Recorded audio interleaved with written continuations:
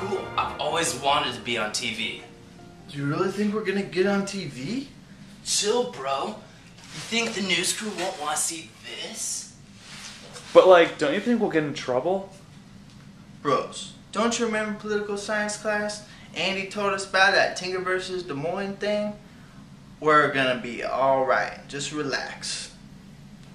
Yeah, bro, like have faith, man. It's a lifestyle, you know. It's right here, you'll feel it, you'll get the movement. Just give it some time. Yeah, I guess you guys are right.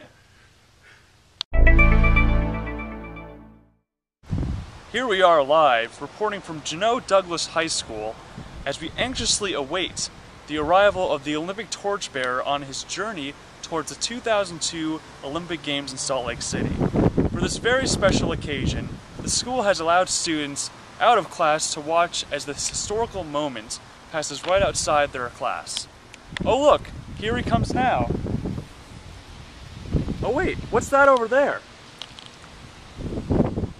It now appears the principal is coming after him in a high-speed pursuit.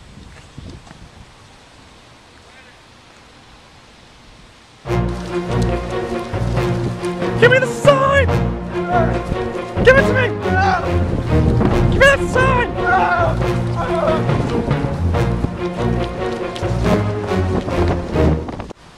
We came here today to witness the Olympic torchbearer and leave after seeing a blatant violation of a student's right to free speech. Were the principal's actions justified? Only time will tell. This is John Burgundy with the Channel 4 News. Back to you, Jim.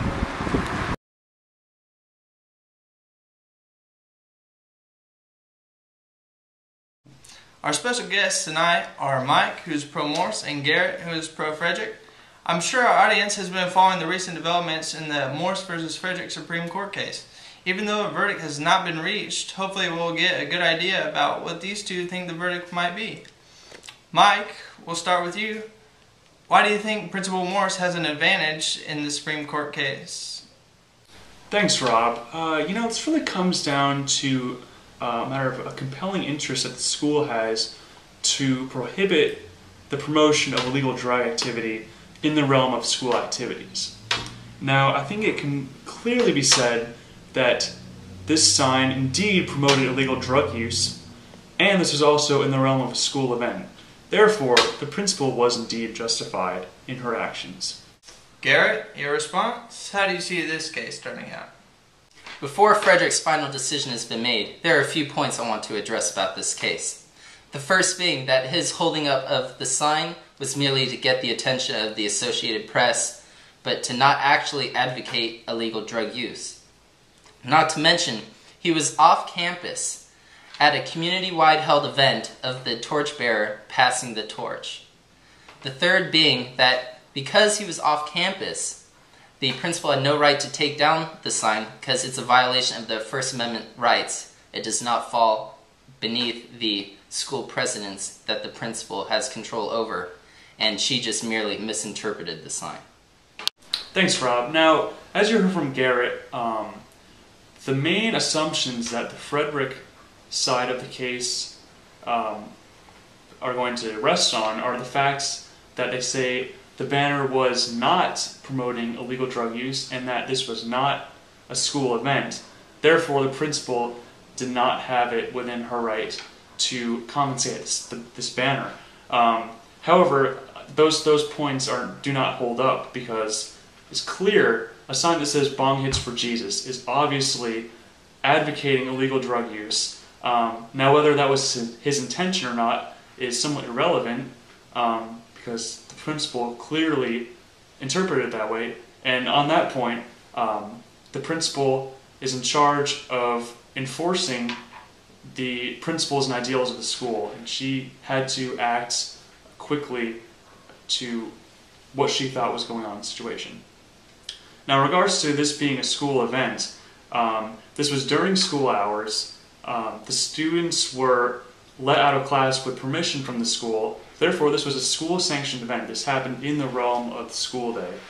So I don't think it can be said that this was well, it was indeed a public activity as well, but in regards to students, it was indeed a school-sanctioned activity.